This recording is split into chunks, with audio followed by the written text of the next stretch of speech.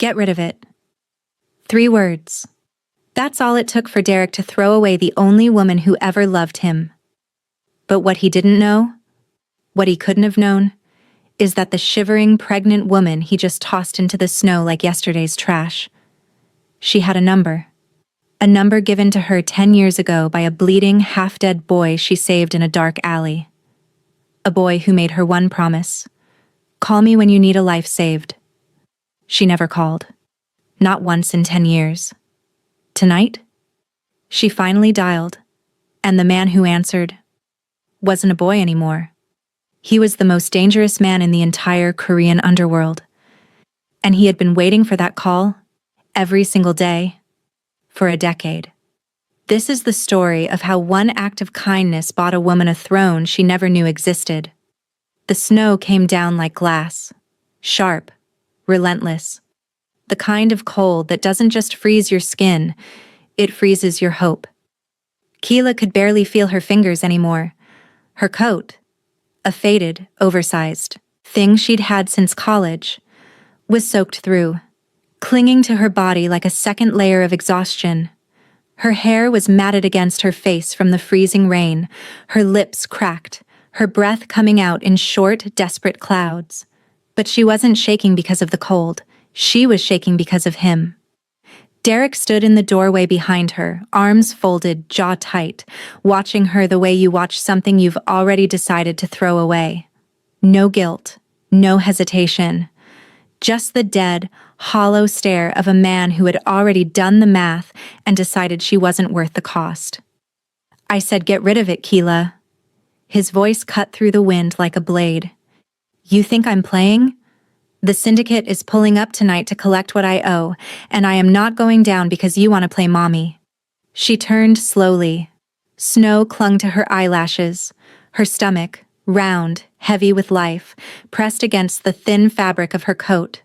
And even now, even thrown out like nothing, even standing, ankle deep in slush with nowhere to go, she was beautiful. Not the kind of beautiful the world rewards. Not glamorous. Not polished. The kind of beautiful that survives. The kind that holds its ground even when everything is falling apart. Derek. Her voice cracked. It's below freezing. I have nowhere to go. Not my problem. He stepped back inside and the door slammed like a gunshot. And just like that, she was alone. The street was empty. The world was silent. And somewhere deep in her coat pocket, beneath the lint and the old receipts, and the crumbled pieces of a life that never quite came together, her frozen fingers found it. A torn piece of paper, yellowed, creased 100 times over, 10 years old, one phone number. She stared at it. Her breath trembled. She hadn't thought about this number in years, hadn't let herself think about it. Because the boy who gave it to her was gone, vanished from that alley like smoke, and people who vanish don't come back. But tonight, standing in the snow, pregnant, broke, discarded, Keela had nothing left to lose. She dialed. It rang once, twice, click. Silence on the other end, not static, not a voicemail, just someone breathing, listening, waiting. As if whoever was on the other end of that line had been sitting by that phone for 10 years, praying for it to ring. It's me, she whispered. I don't know if you remember. A voice answered. Low, calm, terrifyingly controlled, the kind of voice that doesn't raise itself because it has never needed to. Where are you? Not a question, a command.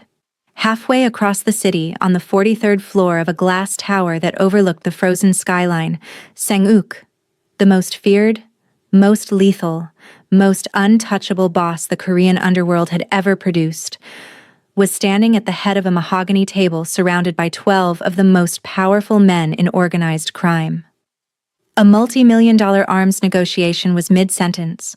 Billions were on the table. Entire territories hung in the balance. None of it mattered. Because on the burner phone in his left hand, a phone that had not rung in 10 years, a phone he charged every single night just in case. The only number he ever saved was calling. He stood up slowly. His chair didn't make a sound.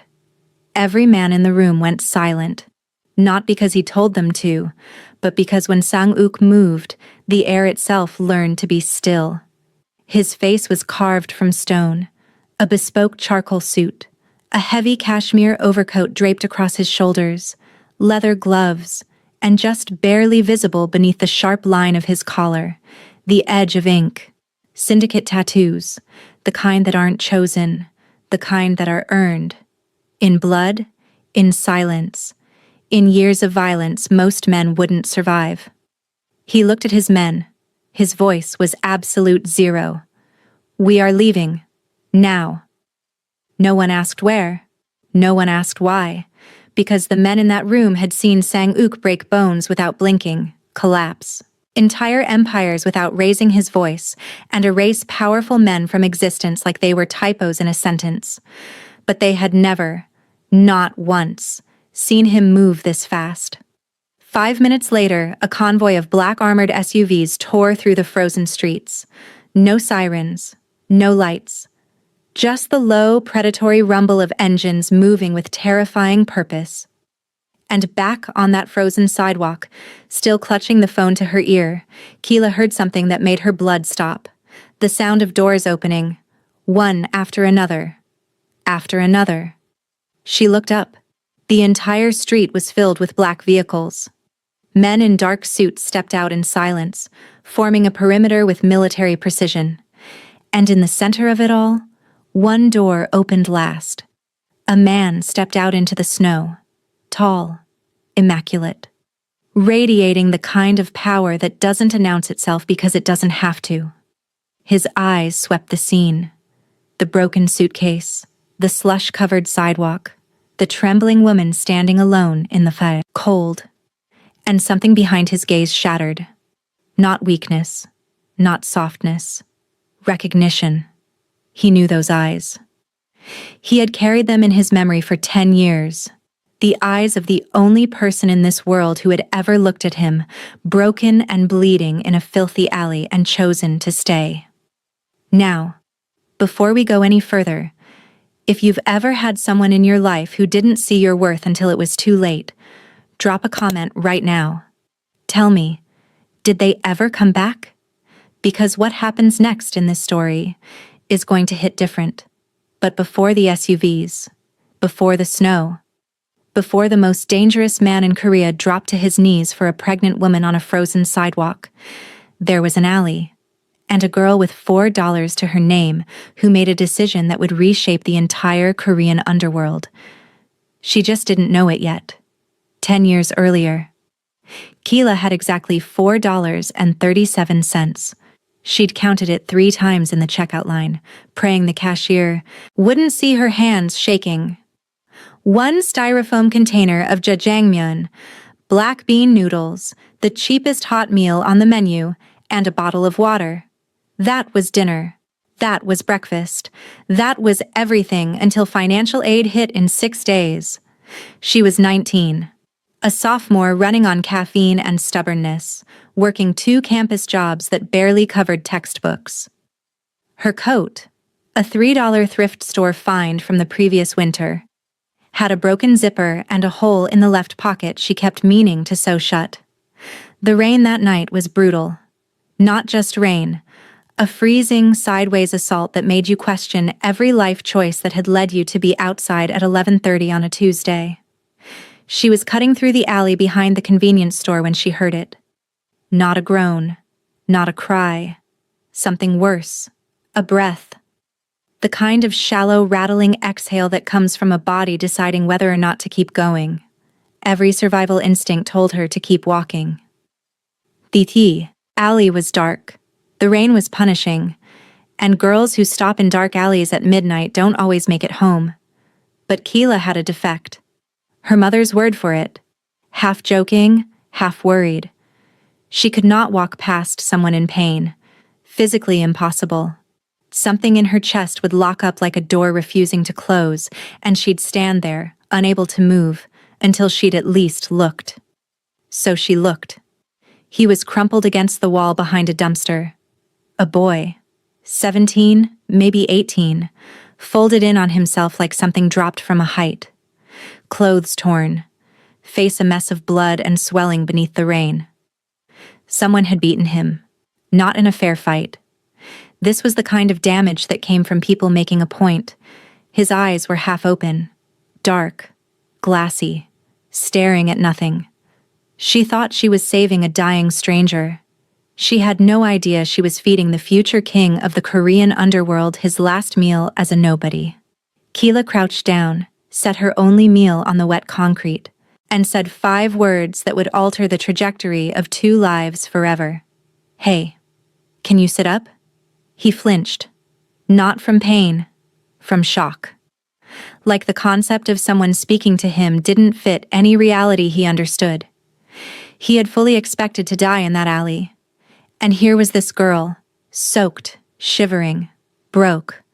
Opening a styrofoam container and breaking cheap wooden chopsticks like death wasn't even an option she was willing to consider. "Eat," she said. Not gentle, not pitying, just firm.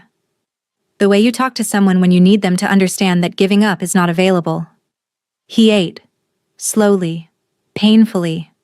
His jaw was damaged, and every bite made him wince.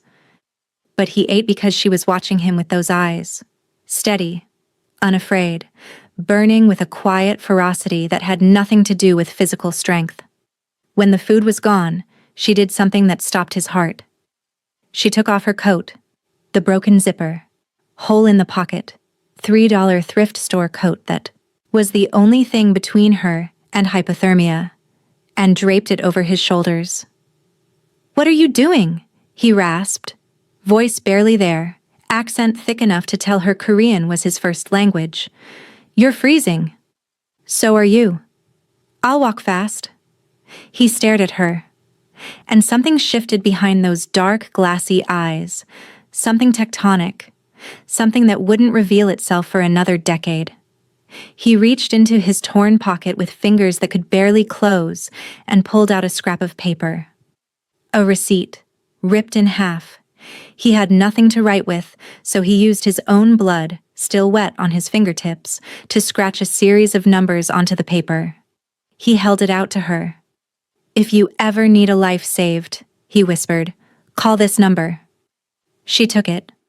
Not because she believed him, he looked like he could barely save himself, but because refusing a dying boy's gesture felt like a cruelty she wasn't capable of. "What's your name?" she asked, but when she looked up, the space beside the dumpster was empty. Just rain, the blood-streaked wall, and the faint outline of where his body had been. Gone. Like smoke. Like something that was never meant to be witnessed. What happened to Sang-uk after that alley? How does a bleeding, half-dead teenager become the most feared crime lord in Korea in just 10 years? That story, his rise, is one for another time. Keela stood alone in that alley for a long time, holding a torn receipt with a phone number written in blood. Then she folded it carefully, slipped it into the pocket of her jeans, not the coat, because the coat had a hole, and walked home in the freezing rain, shivering so hard her teeth ached. She kept the paper. She didn't know why. For 10 years she kept it. 10 years later, Keela was still the same woman who couldn't walk past someone in pain. The problem was, the person causing her the most pain was sleeping in her bed every night. The pregnancy test showed 2 lines at 6:47 on a Thursday morning, and for exactly 11 seconds, Keela felt something she hadn't felt in years. Hope. It bloomed warm and reckless in her chest. She pressed her hand to her stomach and closed her eyes and let herself imagine, just for a moment, that this could be the beginning of something beautiful. A family. A reason. A tiny heartbeat that would make all the years of "this is fine, this is enough" actually mean something. Then Derek came home.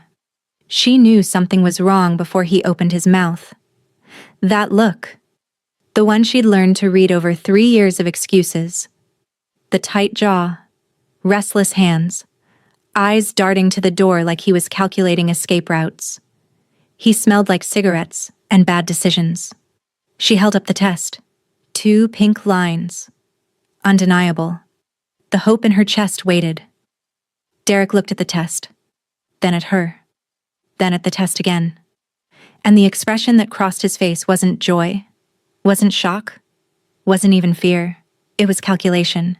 The cold, mechanical math of a man measuring a new problem against a pile of existing ones and realizing the numbers didn't work. No, he said, just that. Like she'd suggested a vacation they couldn't afford. Derek. Keela, no, this cannot happen right now. He was pacing, running both hands over his head. His phone buzzed on the counter and he flinched like it had bitten him. What do you mean it can't happen? I owe people money, Keela. The room went quiet. The kind of quiet that arrives when a truth hiding in the walls finally claws its way into the open. Not rent money, not credit card money. The kind of money that comes with consequences measured in broken bones and missing persons reports. While Keela had been working double shifts, stretching grocery budgets, convincing herself that his late nights were hustle, Derek had been gambling. Underground poker rooms, high-stakes tables run by men whose patience had expiration dates. And the men he owed weren't debt collectors, with phone calls and court orders. They were the Korean syndicate. And the amount was millions. Derek owed millions to the Korean syndicate, the same syndicate whose boss had been searching for a specific woman for 10 years. But Derek didn't know that. He didn't know that the debt and the woman and the boy from the alley were all connected. Not yet. How much? Keela whispered. He wouldn't look at her. Derek, how much? Enough that if I don't figure something out in 48 hours, they're coming here, to this house, and they are not coming to talk. She stared at him, at this man she'd given 3 years to, cooked for, cleaned for, lied to herself for, and she understood with surgical clarity that she had never been a partner. She'd been a placeholder. A warm body useful only as long as she didn't complicate the equation. The baby complicated the equation. Get rid of it, he said quietly. Matter of fact. And the calm in his voice was somehow worse than screaming. No. His head snapped up. I said no, Derek. That was the moment the mask came off, all at once, like a curtain dropping, and behind it was a selfishness so deep it didn't even recognize other people as real. The storm hit at 9 p.m. like a punishment. Snow and freezing rain, the kind of weather that makes the news tell people to stay inside. The temperature dropped below 0 and kept falling.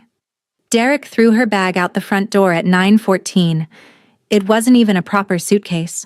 A faded duffel bag, overstuffed, zipper half broken, that hit the icy steps and split open, scattering clothes across the frozen pavement like debris from a life that had just detonated. Get out. No coat. He hadn't given her time to grab one, just a thin sweater, leggings, house shoes that dissolve in wet weather.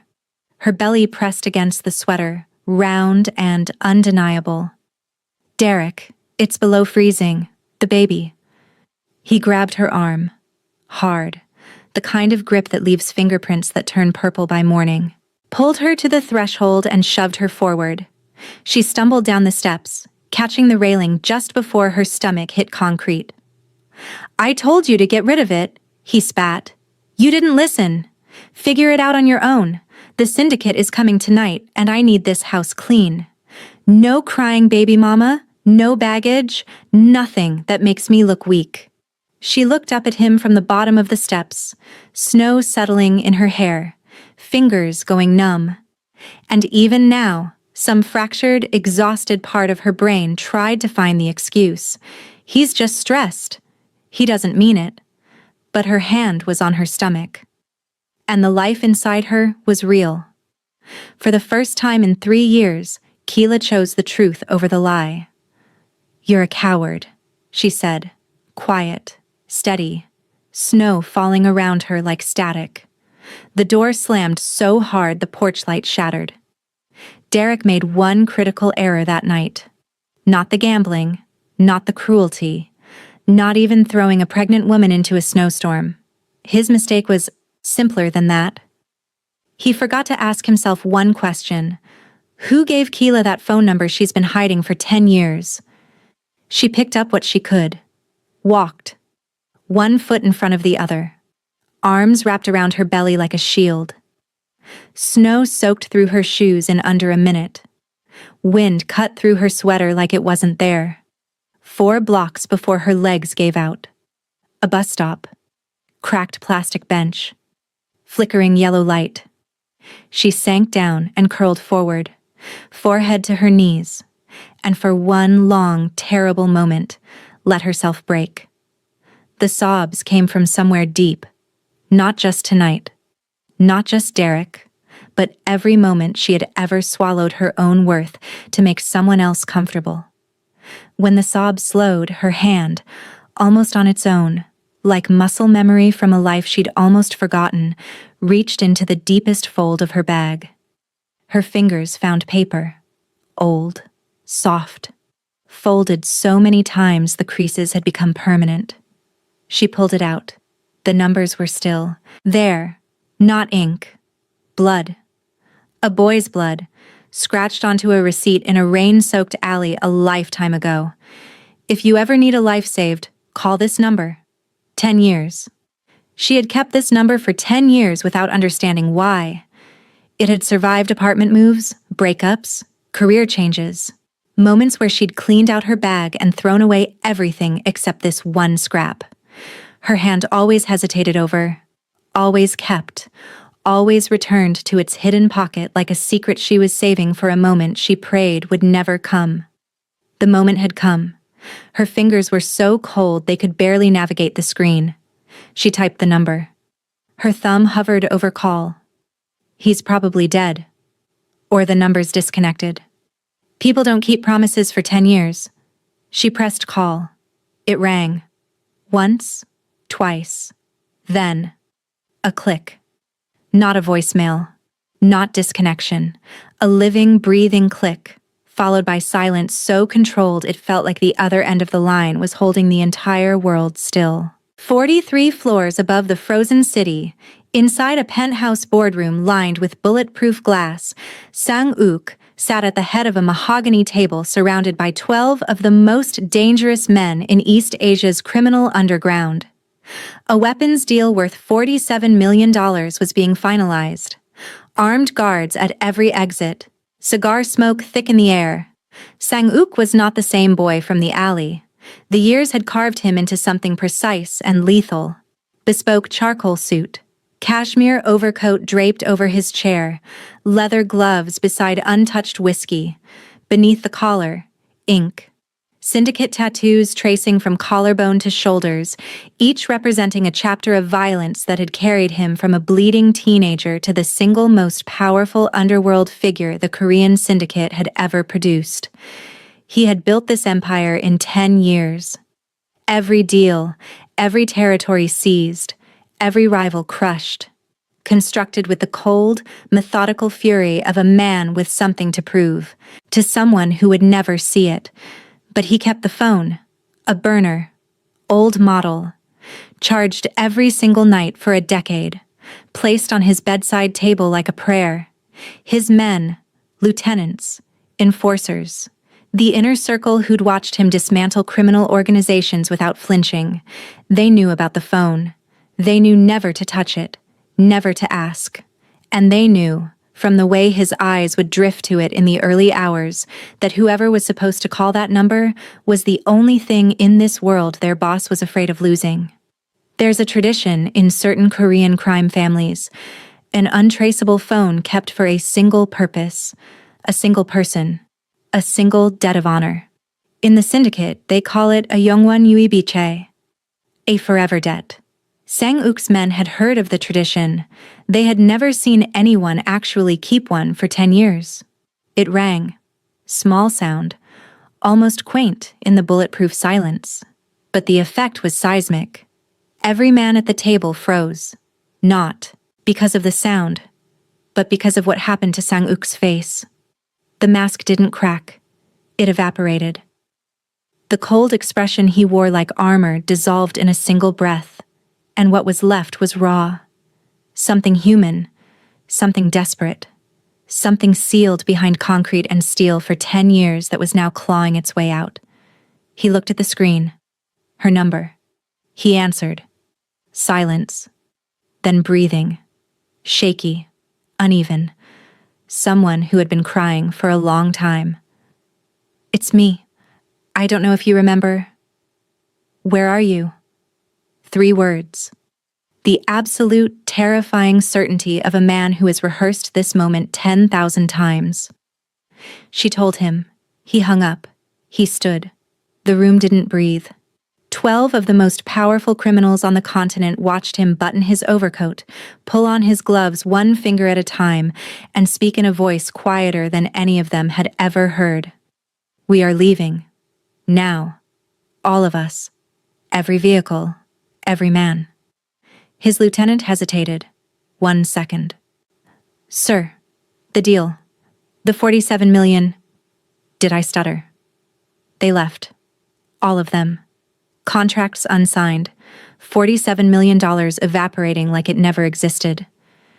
Because to Sang-uk, it hadn't. It was numbers. It was paper. And the woman on the other end of that phone was the only currency he had ever valued. Keela was still on the bench when she heard the engines. Not 1. Not 2. A sound. Low. Guttural. Synchronized. Like the heartbeat of something massive moving through the snow. Headlights cutting through the storm. 1 pair, then 3, then 6, then too many to count, flooding the dark street with blinding white light. Black SUVs, armored Rolls-Royces, tinted windows reflecting nothing but falling snow. Moving in formation, precise, predatory, sealing every exit like a net closing around prey. But they hadn't come for prey. Doors opened. Men stepped out, dozens, dark suits, dark coats. Disciplined silence more frightening than any shouting. They formed a corridor. A human pathway from the lead vehicle to the bus stop where Keela sat frozen, duffel clutched to her chest. The last door opened. He stepped into the storm, taller than she remembered, sharper. Everything about him radiating power that didn't need to be announced because the air reorganized around him. He walked toward her, slow, deliberate. His men parted without being told. And then, behind her, a door slammed. Derek. He'd seen the convoy from the window. Came stumbling out in a half-buttoned shirt, eyes wild, sweat on his forehead despite the cold. He saw the SUVs, saw the men, and his face cycled through terror, confusion, then a desperate, sickening flash of opportunity. Hey, hey! Derek jogged toward the convoy, hands raised, voice cracking into a grin that looked like a wound. You're the syndicate, right? About my debt? I can explain. I just need more time. Nobody looked at him. Not one suited man turned his head. Derek's grin faltered. His eyes found Keela, found the man walking toward her. The calculation happened fast. The same cold, selfish arithmetic that had defined every decision he'd ever made. He lunged forward, grabbed Keela's arm, the same bruising grip, and dragged her off the bench. Wait, I've got something better than money. His voice was shaking, high-pitched. He shoved Keela forward and she stumbled, catching herself before her belly hit the ground. Take her and the kid. That clears my debt, right? She's young, healthy, a gift. We're square. In the Korean syndicate, there is a code, an unspoken law older than any boss alive. You do not touch what belongs to the organization. You do not offer a woman as currency. And above all, you do not put your hands on someone under the boss's protection. The punishment for this offense has no appeal, no negotiation, and no survivors. Derek had just broken all 3 laws in 12 seconds. The street went silent, not quiet, silent. The kind of silence that happens in the half-second before something irreversible. Every hand moved toward concealed weapons. The air pressure dropped like the moment before a detonation. And every man in that convoy understood that what was about to happen to the fool who had just touched that woman would be something they would never speak of again. Sang-uk stopped walking. 10 feet from Keela, close enough to see her face clearly for the first time in a decade. The snow in her hair, the exhaustion in her eyes, the way her arms wrapped around her stomach, protecting something precious, doing it alone, tired. He looked at her. She looked at him. And the recognition hit like a collision. Instant, total. A decade collapsing into a single, shattering moment. She knew those eyes. She'd seen them once before. Glassy, half dead in a dark alley, staring up at her like she was the first kind thing the world had ever offered. The boy from the alley, alive, powerful, here. His expression, the one that had terrified boardrooms and silenced rivals and made grown men look away, crumbled. Not into weakness, into something far more dangerous. The raw, unfiltered devotion of a man who had spent 10 years building a kingdom for a woman who gave him noodles when he was dying. He took off his overcoat, the cashmere one, and with hands that had orchestrated violence on a continental scale, he draped it over her trembling shoulders with a gentleness so absolute it made 2 of his men look away, snow falling between them. His voice barely a whisper, but every man on that street heard it. You kept my number. Not a question, a revelation. A man discovering the one miracle he'd staked his existence on had just come true. Keela's lip trembled. A tear cut down her frozen cheek. You answered, she whispered.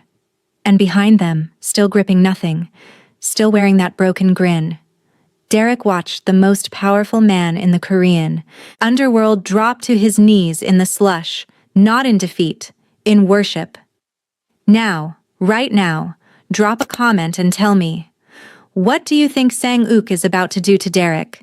Because I promise you, whatever you're imagining, it's worse. Derek was still talking. That was the thing about men like Derek. Even standing at the edge of their own destruction, they couldn't stop performing. Couldn't stop believing that the right combination of words and cowardice could buy them 1 more hour of a life they didn't deserve. So we're good, right? His voice climbing, cracking like cheap glass.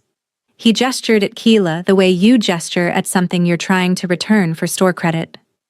She's healthy. Pregnant too. 2 for 1. That's more than fair. That's generous. He was grinning. That desperate, wet grin of a man who has confused the silence before a hurricane with the calm after one. Nobody answered him. Sang-uk rose slowly from his knees. Not rushed, not dramatic. With the controlled precision of a man who has learned that the most terrifying thing in any room is calm. His suit was soaking through at the knees. He didn't care. He didn't notice. He stood to his full height, adjusted his cuffs. No overcoat now, just the suit in the snow. And the cold didn't touch him because men like Sang-uk had moved past the reach of weather a long time ago. He turned, and for the first time he looked at Derek. It was a brief look. Clinical. The way a surgeon examines something that needs to be removed. Derek's grin survived approximately 1.5 seconds of that gaze before collapsing into something pale and twitching. You, Sang-uk said. Quiet. Conversational. The kind of quiet that smart men recognize as the most dangerous frequency a human voice can reach. You are the one who owes me money. The word me landed like a brick through a window. Wait, you're the boss?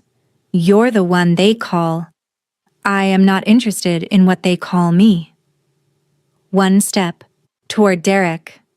Derek stumbled back like the ground shifted beneath him. I am interested in what you just did. You offered this woman, The pause had weight, had teeth. As payment. Derek thought he was making a deal. Sang-uk thought Derek was writing his own death certificate. Only one of them was right. Derek's eyes darted between Sang-uk and Keela, and for the first time, a splinter of understanding pierced through the fog of his selfishness. The boss wasn't looking at Keela the way a creditor looks at collateral. He was looking at her the way cathedrals look at altars. Listen, I didn't mean, I was just, you offered her, and I accept. Relief flooded Derek's face so fast it was almost comical. Yeah? Okay. So we're square? The debt is cleared. Derek exhaled. Shoulders dropped. He even had the audacity to smile. The grin of a man who believes he's just escaped the consequences of his cruelty through sheer luck. He was wrong. However, ago, she belongs to me. She is under my ago, she belongs to me. She is under my protection. She carries my authority. Every man on this street, every soldier in my organization, every arm of the syndicate across 6 countries, they answer to me. And now, by extension, they answer to her. Snow falling. Derek's frozen smile looking more and more like a wound that wouldn't close. Which means, Sang-uk continued, close enough now that Derek could see the tattoos beneath his collar. The history of violence inked into skin. That when you grabbed her arm tonight, when you bruised the arm of the woman who is now, by your own words, syndicate royalty, you committed an offense. Derek shook his head. Small, rapid movements. No, that's not... I didn't know. You didn't know. Sang-uk tasted the words like something rotten. You didn't know that the pregnant woman you threw into a snowstorm, the woman whose arm you grabbed hard enough to leave marks, the woman you tried to trade, was untouchable. He leaned in, close enough that Derek could feel the words on his face. You're right. You didn't know. But ignorance has never been a defense in my world. And in my world, the price for touching a queen is not negotiable. Derek shattered. Not slowly. All at once, like something hollow. He dropped to his knees, not in worship, like Sang-uk had done, but in the frantic, graceless collapse of a man who just realized the ground beneath him was never solid. Please, I'll do anything, I'll leave, disappear. Sang-uk straightened, adjusted his cuffs, looked at his lieutenant, the one who had questioned leaving the $47 million deal, and gave a single, imperceptible nod. Make sure he understands. Thoroughly. His voice returning to that terrifying conversational register. And then make sure he disappears. Not the kind of disappearing he offered to do himself. The permanent kind. 2 men stepped forward. Derek screamed. The sound was swallowed by snow, wind, and the absolute indifference of 27 armed men who didn't so much as blink. Sang-uk turned his back on Derek as if the man had already ceased to exist. Because in every way that mattered, he had. Every fairy tale ends with the knight saving the princess. This one was different. Because Sang-uk wasn't saving Keela, he was repaying her. 10 years ago, she was the knight. Tonight, he was just returning the favor. With an army. Sang-uk walked back to Keela. She was standing now. Still wrapped in his coat. Still shaking, but standing. Chin lifted slightly. Hand steady on her belly. She had watched everything. Heard every word. And her eyes, when they met his, weren't filled with fear. They were filled with the slow, overwhelming realization that the universe had been keeping a receipt for 10 years, and tonight, it was finally settling the account. He stopped in front of her, close, not touching. Because Sang-uk understood something Derek never had and never would. That proximity to a woman like Keela was a privilege, not a right. You didn't reach for it, you earned it. By showing up in a snowstorm with an army and your knees in the slush and your coat on her shoulders, and absolutely nothing left to prove. Come with me, he said. Not a command, an offering. The most powerful man in the Korean underworld asking permission from a pregnant woman at a bus stop. She nodded. He opened the rear door of the lead vehicle himself. Not a lieutenant. Not a driver. Him. The heated air hit Keela's face like a wave, and her body reacted before her mind could. Shoulders dropped, eyes closed, and a small, involuntary sound escaped her lips. The sound of someone who has been holding themselves together by sheer will and has finally been given permission to stop. The leather seat was warm, a cashmere blanket already draped across the back seat. Because he had called ahead during the drive, because of course he had, because a man who charges a burner phone every night for 10 years is a man who thinks of blankets. He crouched at the open door, eye level with her, and carefully, reverently, with hands that had signed death warrants and built empires, he reached toward her stomach. He stopped just short, fingers hovering, asking with his eyes what his voice wouldn't presume to demand. Keela took his hand and placed it on her belly. The baby kicked. And something happened to Sang-uk's face that his men had never seen and would never fully describe to each other in the years that followed. The mask didn't crack. It dissolved. Every layer of armor, every wall, every defense mechanism built over a decade of commanding men who killed for a living, vanished between one heartbeat and the next. His jaw tightened. His eyes went bright. He blinked once, hard, and a single tear cut down his cheek, catching the light before disappearing into the sharp line of his jaw. He didn't wipe it. He let it fall. Then he stood, turned to face his men. Every soldier, every lieutenant, every driver and enforcer standing at attention in the snow, and he spoke. Not loudly. He never spoke loudly, but his voice carried the way thunder carries. This woman is Keela. She saved my life before any of you knew my name. 27 men stood straighter. The child she carries will inherit everything I have built and everything I will build. From this moment, this child is the heir to the syndicate. They will lack nothing. They will fear nothing. And anyone, in this city, this country, or this world, who causes either of them a single moment of discomfort will answer to every man standing on this street tonight, and every man who has ever sworn loyalty to my name. He paused. Let the snow absorb his words. Prepare the estate. The syndicate has a new heir. 27 men bowed, not rehearsed, not a performance, a reflex, because every man in that convoy understood they had just witnessed something they would tell their children about. The night the boss found the woman. The night the phone finally rang. Sang-uk got into the car beside Keela. The door closed. The convoy moved, silent, synchronized, cutting through the storm like a blade. And Keela, for the first time in years, leaned her head back and let her eyes close. She was asleep before they reached the highway.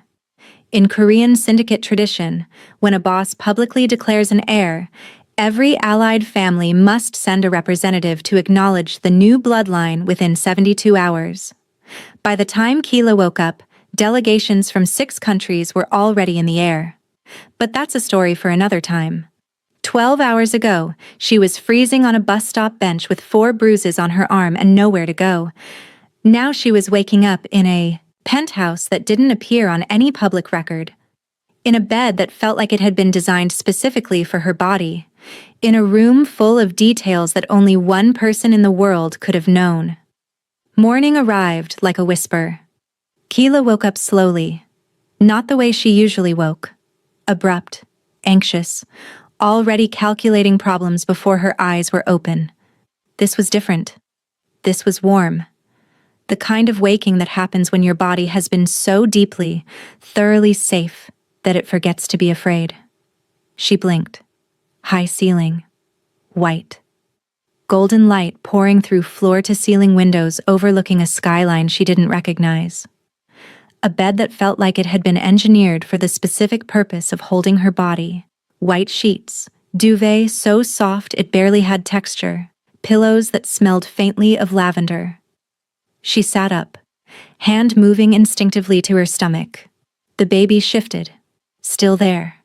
Still safe. The room was enormous. Marble floors with heated panels she could feel. Through the blankets, a walk-in closet with glass doors, rows of clothing in her exact size. Not guesses, not approximations. Her size. Because a man who spends 10 years searching for a woman learns everything. A vanity stocked with products she recognized from shelves she'd never been able to afford. And a single vase of fresh peonies, her favorite flower. A detail she had mentioned exactly once, to a bleeding boy in an alley, when he'd asked what made her happy, and she'd answered without thinking. She remembered. He remembered. She got out of bed, feet touching warm marble, silk robe draped over a chair. She put it on and walked to the window, and the city spread below like a map of someone else's life. The Han River glinting in winter sun, the skyline sharp against pale blue sky. Last night's snow already melting like a bad dream evaporating. A penthouse, a fortress. The kind of building that doesn't have a doorbell because nobody arrives uninvited. The door opened behind her. Sang-uk entered carrying a tray. Different in the morning light. Still sharp, still precise. Fresh white shirt, open at the collar. Sleeves rolled to the forearms where the edges of his tattoos traced patterns she couldn't quite read. But his face was softer. Not the boardroom mask. Not the kneel in the snow intensity. Just present. A man in a doorway holding a tray, looking at a woman like he still couldn't believe she was real. He set it on the bedside table. Keela looked down. A styrofoam container. The same kind. The exact same kind. From the corner store near her old campus. Inside, jjajangmyeon. Black bean noodles. The same dish. The same cheap wooden chopsticks. The same bottle of water. $4.37. The meal she bought him in the alley. Her hand flew to her mouth. Not from sadness. Because something so much bigger was rising in her chest. Something with the weight and warmth of 10 years of quiet, unspoken loyalty finally making itself visible. He had remembered. Not just the gesture, not just the concept, the exact meal. The same container, the same chopsticks, the same everything. As if he'd been carrying that moment in his chest the same way she'd carried his number in her pocket, carefully, secretly, every single day for a decade. You... Her voice broke. She tried again. You remembered. Sang-uk stood by the window. Morning light cutting across his face, illuminating the sharp angles and the soft eyes and the ink beneath his collar and the steady, unshakable certainty of a man who had built everything on a single foundation. I remember everything, he said quietly. The rain, the noodles, your coat with the broken zipper. The way you said eat, like it wasn't a request. He paused. I remember that you were the only person in my entire life who looked at me, bleeding and worthless in a gutter, and decided I was worth saving. He took a step toward her, then stopped. Still not presuming. Still earning it. I have spent 10 years building all of this. His hand moved. Not gesturing at the penthouse, not at the skyline, but at everything. The empire, the army, the billions, the fortress. Not for power, not for money. I built it because I made a promise in an alley that if you ever needed a life saved, I would answer. And I wanted to make sure that when you called, I would have enough to give you everything. Keela's tears were falling freely. Not the desperate, broken sobs from the bus stop. These were warm. The tears of a woman who had spent her whole life settling for less than she deserved and was finally standing inside the answer to a prayer she'd been too afraid to say out loud. She looked at the noodles. She looked at him. She looked at the city below and the silk robe and the peonies and the warm marble under her feet and the life growing in her belly. The life that, 12 hours ago, a coward had told her to destroy. She picked up the chopsticks. "Sit down," she said. The same voice, the same tone. Firm, steady, unbreakable. The voice of a woman who feeds a stranger in a storm because she cannot walk past someone in pain. "Eat with me?" Sang-uk sat, and for the first time in 10 years, neither of them was alone. Outside the penthouse windows, the snow had stopped. The sun was climbing. And somewhere far below in the city that had no idea what had happened on a frozen street last night, the world kept spinning. Indifferent, ordinary, unchanged. But in this room, everything had changed. A girl who gave away her last meal had become a queen. A boy who was left to die had become her shield. And a baby who was never supposed to exist was now the most protected life on the entire continent. But here's what Keela doesn't know yet. What Sang-uk hasn't told her. What even his closest lieutenants only whisper about. There's a reason he was bleeding in that alley 10 years ago. A reason he was beaten and left to die. And the people who did it, they're still out there. And they just found out their old target is now the most powerful man in Korea. That story is coming. Now, if this story made you feel something, if it reminded you that kindness doesn't expire, that the smallest thing you do for someone, a meal, a coat, a moment where you chose to stay when every instinct told you to walk away, can come back to you in ways you never imagined, then subscribe to this channel. Not for me, for the stories, because we have more coming. Stories about love that crosses continents, loyalty that outlasts decades, and the kind of devotion that burns so deep it rewrites the rules of the world. Hit subscribe. Drop a comment telling me where you're watching from. I would love to say hello, just to know how far our story is reaching. And if someone in your life needs to hear that their kindness matters, share this with them. Because this story started with one woman and one act of kindness, and now it's in your hands. Let's see how far we can carry it together.